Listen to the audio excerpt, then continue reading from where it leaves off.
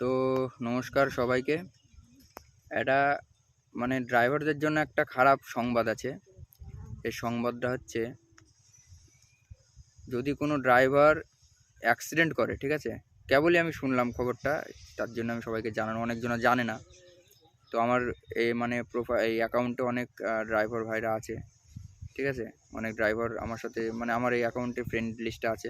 তো তাদেরকে জানানোর জন্য বলছি।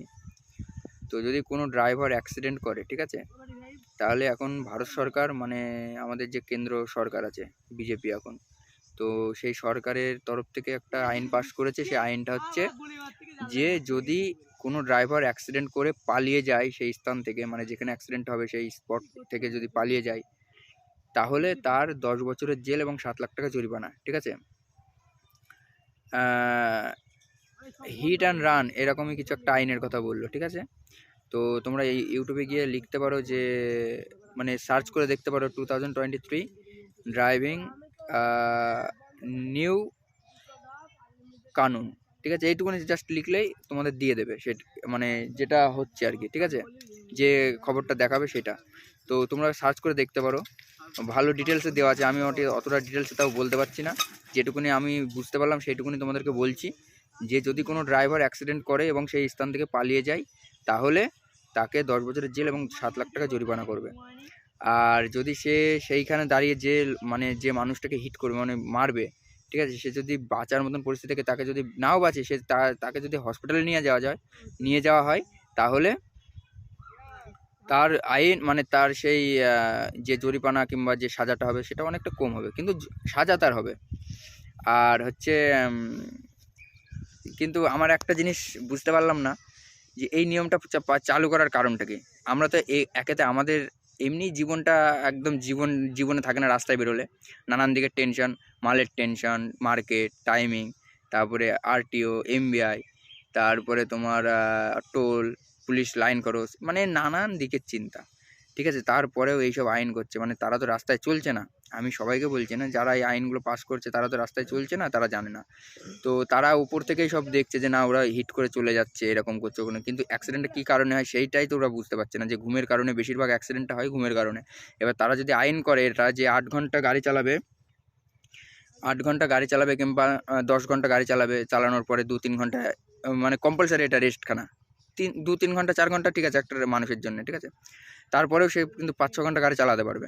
এবার তারপরে সে যদি মানে মানে সে যদি এক্সট্রা গাড়ি চালাতে চায়, 8 ঘন্টার উপরে, সে যদি টাইমিংয়ের জন্য ভাবে যে আমার মার্কেট ফেল হয়ে যাবে কিংবা কিছু হবে, সেই ক্ষেত্রে এইরকম কোনো আইন চালু করা উচিত, যেটা তাদের ভাবার পরেও সে করতে পারবে না। কারণ সে যদি ভাবে আমি 8 ঘন্টা গাড়ি চালাবো এবং রেস্ট নেবো না, আরও 2-3 ঘন্টা এক্সট্রা গাড়ি চালিয়ে তারপরে একবারে রেস্ট নেবো, কিংবা মার্কেট আমার কাছেই, সে তার জন্য একটা আইন চালু করা করা দরকার আমার মতে মনে হয়।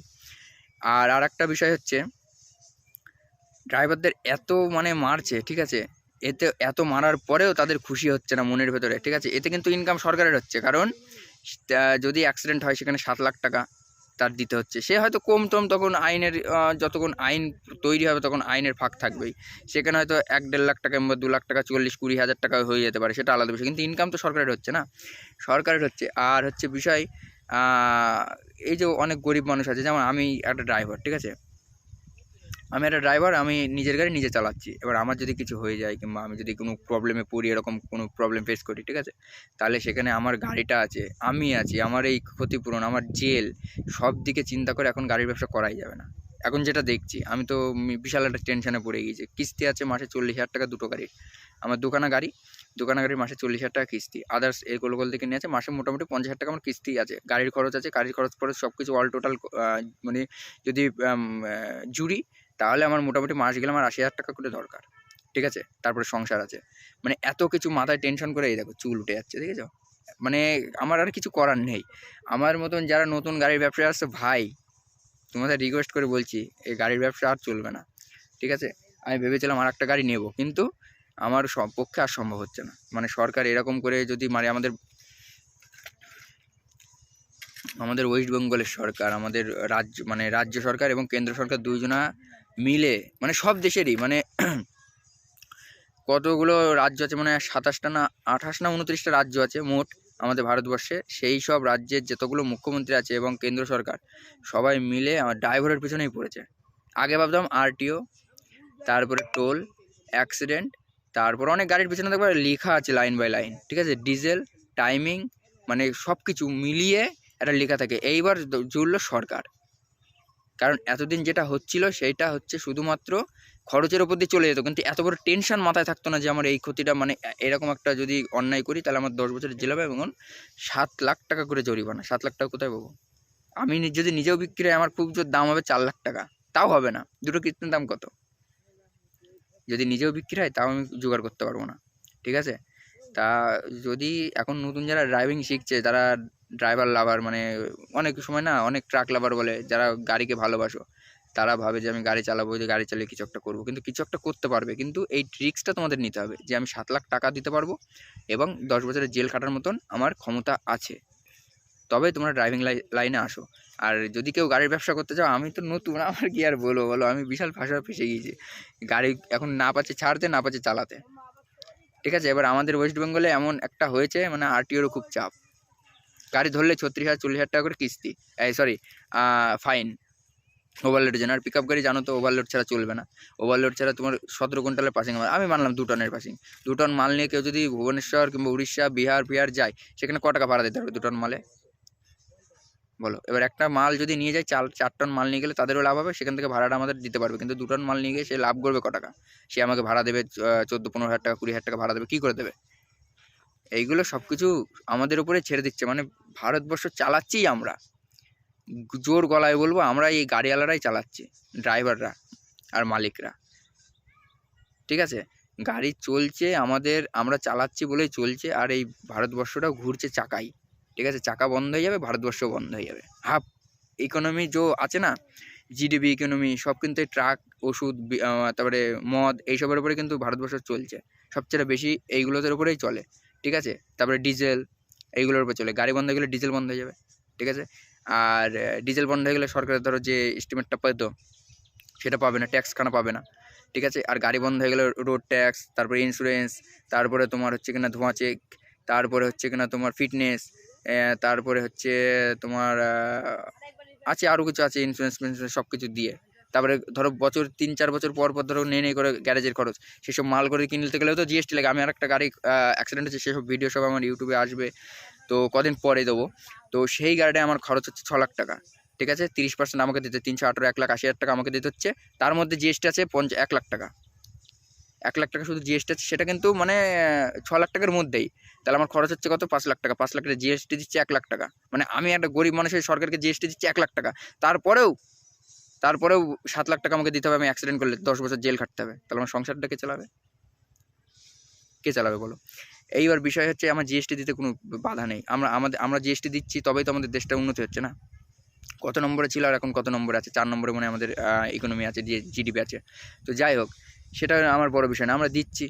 এইবার এই জিএসটিটা দিচ্ছি 1 লাখ টাকা, 6 লাখ টাকা খরচ হচ্ছে, 1 লাখ টাকা দিচ্ছে। আমার কিন্তু এখন ফাটছে এই 6 লাখ টাকা যখন হচ্ছে না। ইন্স্যুরেন্স দিচ্ছে, ঠিক আছে, এবার ইন্স্যুরেন্স দিচ্ছে, তাও আমার 30% করে দিতে হচ্ছে। তাহলে 30% যদি 1 লাখ টাকা 30% দিই, তাহলে 37,000 টাকা আমাকে দিতে হচ্ছে।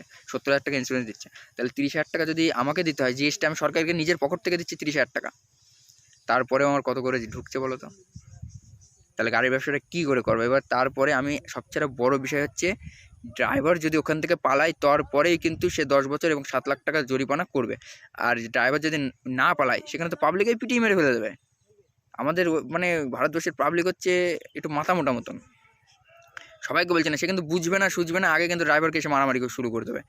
কেননা ড্রাইভার যদি, মানে ধরো আমি একটা ড্রাইভার, আমি একটা কোনো অ্যাক্সিডেন্ট করলাম, কথাটা দিয়ে বলছি, অ্যাক্সিডেন্ট করলাম, এবার সেখানে কিন্তু তারা বুঝবে না সুঝবে না, আগে বলবে ড্রাইভারের দোষ।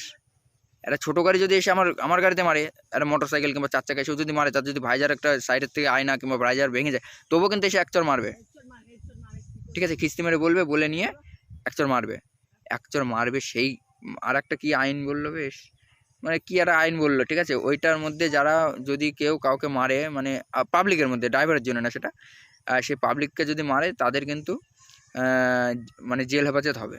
সেইটা যদি ড্রাইভারদের এই আইনের উপরেই চালু করতো, দুটো আইন যদি চালু করতো, যে তোমার 7 বছর জেল হবে, এই 10 বছর জেল হবে, 7 লাখ টাকা জরিমানা হবে, এবং এই আইনটা চালু করতো যে তোমাদের গায়ে যদি কেউ হাত দেয় কোনো পাবলিক, তাহলে তাদেরকে জেল খাটতে হবে।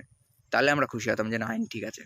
এবার তারা তো এসে আমাদের বাটাম দেবে, কাটাম খুলবে, তারপরে আবার জেল খাটতে হবে, আবার 7 লাখ টাকা জরিমানা দিতে হবে। একটা মানুষ 3টে দিকে চাপ নিয়ে গাড়ি কী করে চালাবে? সবাই তো বন্ধ করে দেবে। বন্ধ করলো বলে যদি এই আইন চালু হয়, যদি এরকম ঘটনা 4-5টা ঘটে, এখন অনলাইনের যুগ, ঠিক আছে, স্যাট ভিডিও ভাইরাল হয়ে যাবে, ওইসব ভিডিও সব ছাড়া বেশি ভাইরাল হবে। এইবার তারপরে যখন সবাই দেখবে যে না আমার এরকম গাড়িতে সবাই ছেড়ে দেবে, আমি তো নিজে গাড়ি চালাই, নিজের গাড়ি নিজে চালাই, আমি তো বন্ধ করে রেখে দেবো, বলবো নিয়ে যাও ইন্স্যুরেন্স ফাইন্যান্স টেনে নিয়ে যাও গাড়ি, আমার দরকার নেই গাড়ির ব্যবসা। নাই ওই জেল কাটার ছাড়া এই জেল কাটবো 5 বছর, ক্ষতিপূরণ তো দেওয়া লাগবে না, 5 বছর জেল কেটে আসবো, কোনো চাপ নেই। কিন্তু এই একটা বিপদ রাস্তায় চলতে গেলে ভাই হবেই, ঠিক আছে, হবেই। কিন্তু তোমার হচ্ছে যদি বিপদ হয় সেখানে আমারও হাত থাকে না, তারও হাত থাকে না। আমার এবার ঘুম লাগছে, এখন হয়তো ভয়ে ভয়ে ঘুম লাগলে আমি হয়তো দাঁড়িয়ে পড়বো কোথাও, দাঁড়িয়ে 1 ঘন্টা ঘুমিয়ে নেবো। কিন্তু আমি সরকারকে এটাই বলবো যে 8 ঘন্টা 10 ঘন্টা করে গাড়ি চালানোর নিয়ম করো, একটা কোনো সেন্সার, একটা এমন, এখন তো সবই তো সেন্সারের গাড়ি, সেন্সার এমন একটা কিছু লাগাও যে 10 ঘন্টা পরে গাড়ি অটোমেটিক বন্ধ হয়ে যাবে, 4 ঘন্টার জন্য চালু করতে পারবে না, এরকম কোনো সেন্সার লাগাও, তবেই এই আইন চালু করো। তাছাড়া আমি এই আইনের বিরুদ্ধে। এবার যে ড্রাইভার আছো কমেন্ট করে জানাও, তোমরা কি আইনের সমর্থ আছো, মানে এই আইনের জন্য তোমরা সমর্থ দিচ্ছ না আইনের বিপক্ষে? যদি সমর্থ জানাও, ঠিক আছে, তাহলে তোমরা কমেন্ট করো যে হ্যাঁ আমি এই সহমত দিচ্ছি এই আইনের জন্য, আইনটা ভালো। আমার দিক থেকে আমি এই আইনের বিপক্ষে, মানে আমার আইন পছন্দ হয়নি, ঠিক আছে। কারণ আমরা এত কষ্ট করে রাত জেগে গাড়ি চালাবো, আবার এইসব টেনশন নেবো, এত টেনশন কিসের নেবো ভাই? যারা আন্ডারলোডে গাড়ি চালাচ্ছে তাদেরও মারছে পুলিশে, যারা মানে ওভারলোডে চালাচ্ছে তাদেরও মারছে। তাহলে ভাই এই ফারাক কী হলো? ওভারলোড আর আন্ডারলোডে খরচ তো আমার সমানই হচ্ছে। এই হচ্ছে বিষয় ভাই। তো অনেক কিছু বলে ফেললাম, কেউ কিছু মনে নিও না। আর আমি সরকারকে কোনো খারাপ কথা বলছি না, তারা নিশ্চয়ই কোনো কিছু ভালো ভেবেছে, সেই জন্য করেছে। তবে আমি বলবো আরেকটু আমাদের জন্য কিছু ভাবো, ঠিক আছে? এত কষ্ট করে গাড়ি চালানোর পরে, এত কিছু করার পরেও বহুত কষ্ট আছি, ঠিক আছে? কোনো ইনকাম নেই, তারপরে ভাড়া তো অতটা বেশি নেই, তারপরে যদি এরকম ক্ষতিপূরণ দিতে হয় ভাই, জীবন শেষ হয়ে যাবে, কিচ্ছু করার নেই। যদি ভালো লাগে লাইক করো, আর এই ভিডিওটা অনেকজনা জানে না, সেই জন্য আজকে খবরটা শুনলাম, অনেকজনাই জানে না, শেয়ার করে দাও, চাপ নেই।